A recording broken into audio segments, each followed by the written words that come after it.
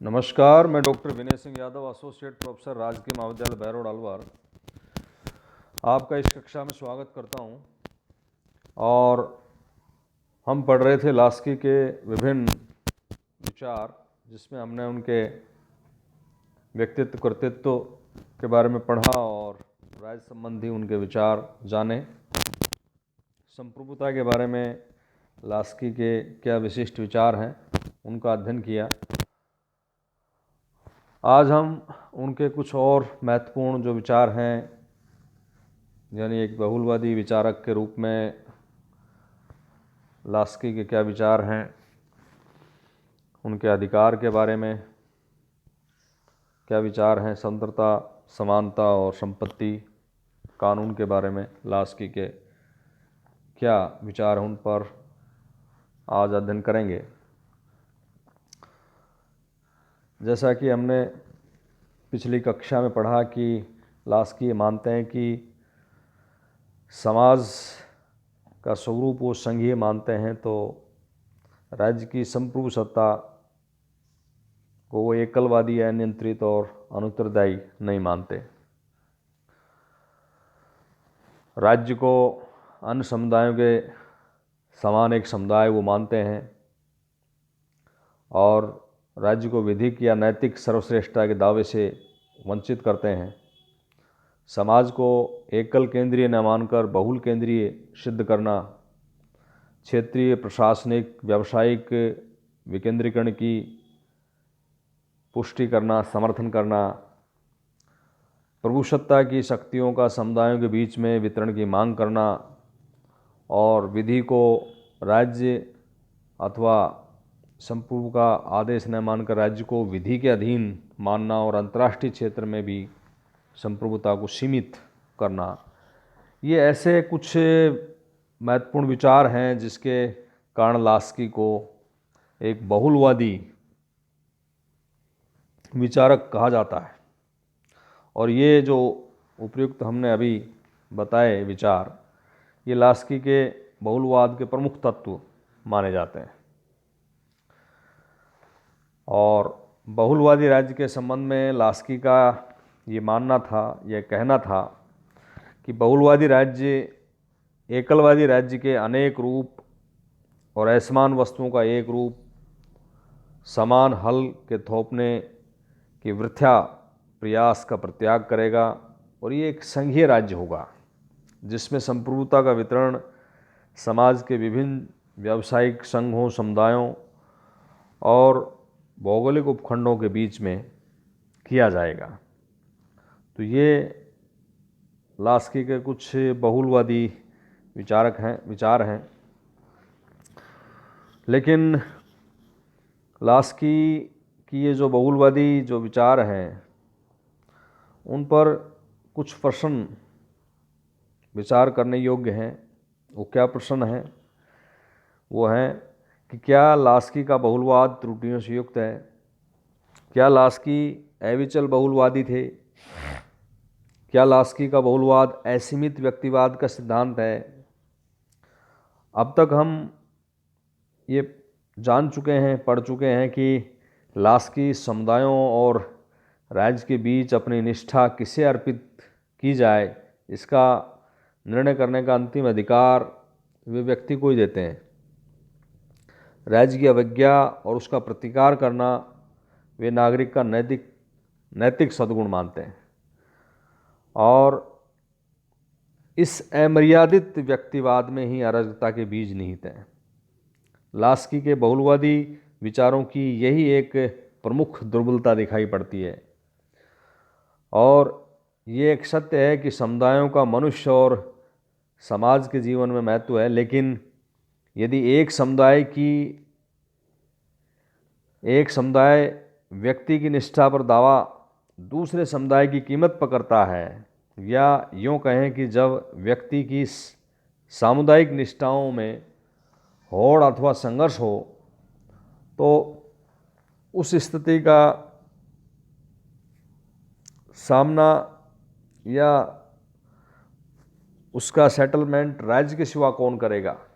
जब तक मानवीय स्वभाव इतना सहयोगी और निश्चल नहीं हो जाता और ऐसा करने की निकट भविष्य में कोई संभावना नहीं दिखाई देती, तब तक समाज को राज्य की प्रभुसत्ता पर टिकना ही पड़ेगा।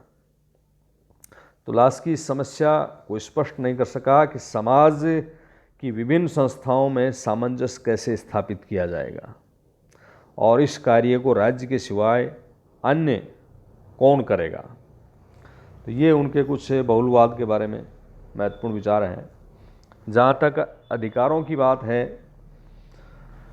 तो लास्की जो हैं वो व्यक्तिगत अधिकारों का पुरजोर समर्थन करते हैं। लास्की की ये धारणा है, ये उनकी मान्यता है कि जिस प्रकार एक व्यक्ति की पहचान उसके मित्रों को देखकर होती है, उसी प्रकार एक राज्य की जो परख है इस कसौटी पर होती है कि उसके नागरिकों को क्या अधिकार प्राप्त हैं, उस राज्य ने नागरिकों को कौन कौन से अधिकार दे रखे हैं। लास्की की ये प्रमुख मान्यता है कि व्यक्ति को उसके नागरिक जीवन को अधिकारों के द्वारा ही सृजनात्मक रूप दिया जा सकता है और ये जो अधिकार हैं ये व्यक्तित्व के विकास की पहली शर्त है। अधिकारों के बिना नागरिक अपने व्यक्तित्व की पूर्ण अभिव्यक्ति नहीं कर सकता। उसका टोटल डेवलपमेंट जो है वो अधिकारों के बिना नहीं हो सकता। अधिकारों के स्वरूप की व्याख्या करते हुए लास्की कहते हैं कि अधिकार न तो प्राकृतिक हैं और न ही ऐतिहासिक परिस्थितियों की ये देन है और ये स्वार्थपूर्ण वासनाओं को संतुष्ट करने की शक्ति भी नहीं है और न ही राज्य के द्वारा किया गया व्यक्ति पर कोई उपकार है। तो फिर क्या है? लास्की का ये कथन है कि अधिकार सामाजिक जीवन की वो परिस्थितियां हैं जिनके अभाव में सामान्यतः कोई भी व्यक्ति अपने श्रेष्ठत्व को प्राप्त नहीं कर सकता। लास्की का ये विश्वास है कि मनुष्य के जीवन का ध्येय अपने व्यक्तित्व की शक्तियों का पूर्णतम विकास करना है। अब लास्की अधिकारों के संबंध में उनका ये भी मानना है कि अधिकार व्यक्ति की कोई स्वार्थ भरी मांग नहीं है, क्योंकि व्यक्ति समाज उपयोगी कुछ न कुछ कार्य करता है और उसके बदले में समाज व्यक्ति को अधिकार प्रदान करता है। इस तरह से लास्की अधिकारों को सामाजिक कर्तव्यों के साथ जोड़ देते हैं, सामाजिक कर्तव्यों के साथ उसको संलग्न कर देते हैं। व्यक्तिगत अधिकार समाज से स्वतंत्र नहीं होते और वो कहता है कि हम अधिकार इसके लिए प्राप्त होते हैं कि हम अपनी और अपने समाज की रक्षा कर सकें। लास्की के शब्दों में यदि हम कहें तो वो कहते हैं कि मेरे अधिकार मुझे प्रदत्त की गई वो शक्तियां हैं जिनके द्वारा मैं समाज के अन्य सदस्यों के साथ सामान्य उद्देश्य की प्राप्ति का प्रयास कर सकूं। इस प्रकार लास्की अधिकारों को सामाजिक कर्तव्यों के साथ जोड़ देते हैं और उनका यह मत है कि अधिकारों को प्राप्त करने के लिए व्यक्ति को समाज उपयोगी कुछ न कुछ कर्तव्य करना ही होता है और जो व्यक्ति कार्य नहीं करेगा वह अधिकारों का उपभोग नहीं कर सकता। इस प्रकार अधिकार कार्यों के करने के बदले में दी गई सुविधाएं हैं और जिनका प्रयोग करने से एक व्यक्ति का और दूसरी ओर समाज का भी विकास होता है। तो ये लास्की का जो अधिकार संबंधी विचार हैं ये अधिकारों का कार्यपरक सिद्धांत कहलाता है, फंक्शनल थ्योरी ऑफ राइट्स। इसका सीधा सा सरल सा तात्पर्य ये है कि अधिकार व्यक्ति को समाज उपयोगी कार्य करने के बदले में राज्य के द्वारा दी गई सुविधाएं हैं और इन सुविधाओं का उपयोग करते हुए नागरिक अपने श्रेष्ठ नैतिक जीवन की प्राप्ति करता है। अब कौन से अधिकार हैं तो उसमें कुछ अधिकारों की वो चर्चा करते हैं, जैसे काम पाने का अधिकार, अपने परिश्रम के लिए उचित वेतन, काम करने की न्यायोचित अवधि, श्रमिक के नाते अपने औद्योगिक संगठन में अपने प्रतिनिधित्व का अधिकार, शिक्षा, निर्वाचन, व्यक्तिगत स्वतंत्रता, वैचारिक स्वतंत्रता, समानता, सरकार को चुनने हटाने, समुदाय संगठन के निर्माण करने के कुछ अधिकार हैं।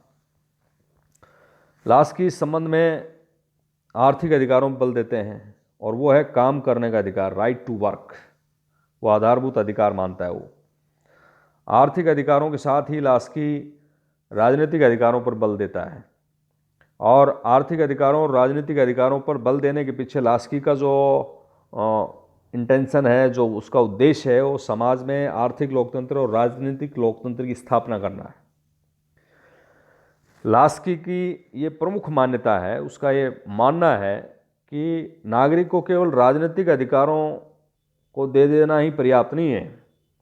राजनीतिक अधिकारों के साथ साथ उसको आर्थिक स्वतंत्रता मिलनी चाहिए। और इस संबंध में लास्की का ये कहना है कि आर्थिक लोकतंत्र के अभाव में राजनीतिक लोकतंत्र अधूरा है, निरर्थक है। तो ये लास्की के अधिकार के संबंध में उसका दृष्टिकोण है। अब समाज में इन अधिकारों की रक्षा कैसे हो, इसमें लास्की का ये कहना है कि अधिकारों की रक्षा केवल लिखित संविधान या शक्ति पृथक्करण की व्यवस्था के द्वारा ही नहीं हो सकती, बल्कि उनका ये कहना है कि अधिकारों की सुरक्षा नागरिकों की सतत जागरूकता, सत्ता का प्रशासनिक और भौगोलिक आधार पर विकेंद्रीकरण और नागरिकों की चारित्रिक श्रेष्ठता पर ये उनकी हिफाजत निर्भर करती है। तो अधिकारों के संबंध में उन्होंने जो महत्वपूर्ण पक्ष रखे हैं वो ये हैं कि अधिकारों का संबंध व्यक्तियों के हितों से है। दूसरी महत्वपूर्ण बात, अधिकारों का संबंध समुदायों से है, जिनके माध्यम से व्यक्ति अपने आप को अभिव्यक्त करता है। और तीसरी महत्वपूर्ण बात है कि अधिकारों का संबंध सामाजिक कर्तव्यों से है। तो अधिकार संबंधी जो उनकी धारणा है लास्की की, वो अधिकारों का कार्यपरक सिद्धांत कहलाता है, फंक्शनल थ्योरी ऑफ राइट्स। इसी प्रकार उनका दृष्टिकोण आगे हम पढ़ेंगे स्वतंत्रता के बारे में और समानता के बारे में। धन्यवाद।